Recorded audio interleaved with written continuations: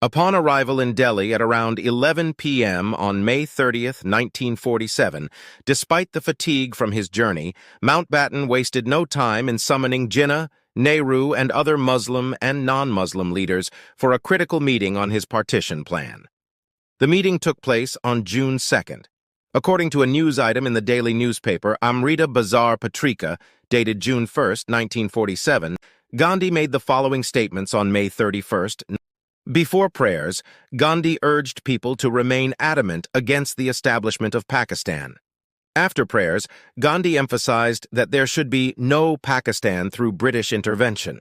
Recognizing the pressing nature of the prevailing situation, Mountbatten urgently summoned Gandhi, even on the same day when Gandhi traditionally observed silence.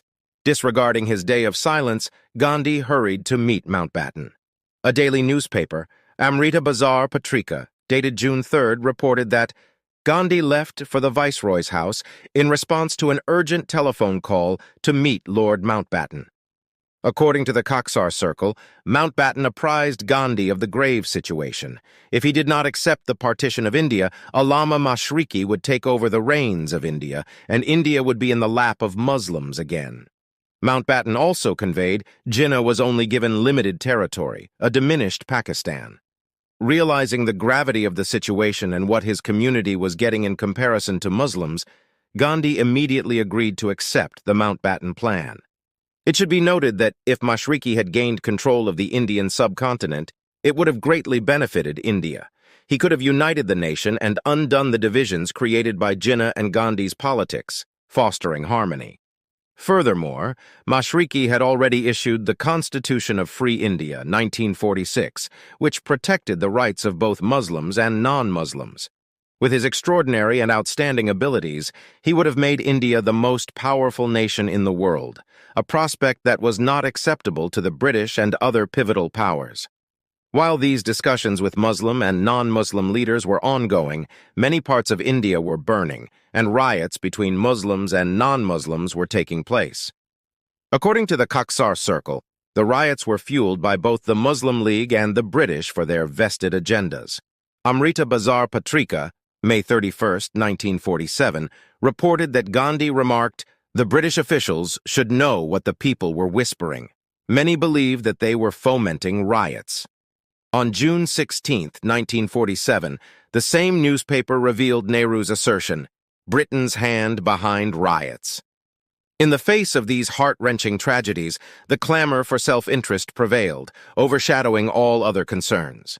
The ruthless priority for everyone became the acceptance of partition, ensuring the prevention of Mashriqi's inevitable takeover. To ensure Jinnah's genuine acceptance of the partition of Punjab and Bengal and his unwavering commitment to the plan, Mountbatten went to great lengths. This included summoning Jinnah at an unconventional time, late at night on June 2nd. Jinnah visited the Viceroy at 11 p.m. and assured Mountbatten of his acceptance of the plan as reported by the Dawn. The Muslim League President, Jinnah, called on the Viceroy. It is understood that the League President assured the Viceroy of his acceptance of the plan and that he would throw his weight in favor of getting the Muslim League Council to accept it. The swift approval of Mountbatten's partition plan by both Muslim and non-Muslim leaders in a 2-hour meeting, without knowledge of border lines, distribution of assets, and other critical matters, with the Viceroy undeniably indicates the prevailing fear of Mashriqi's potential ascendance to power. Following the midnight Jinnah-Mountbatten meeting, the Mountbatten plan was announced on June 3rd.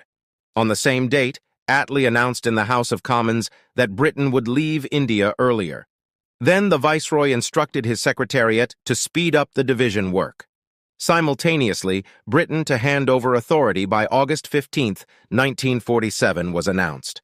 Provinces were directed to give their verdict within June. As soon as the partition was approved, a feeling of profound relief was felt in London. Meanwhile, Jinnah called an emergency meeting of the All India Muslim League, which took place on June 9, 1947, at the Imperial Hotel in Delhi. Jinnah did not allow criticism and asked the members of the Muslim League to approve the partition plan, which they did.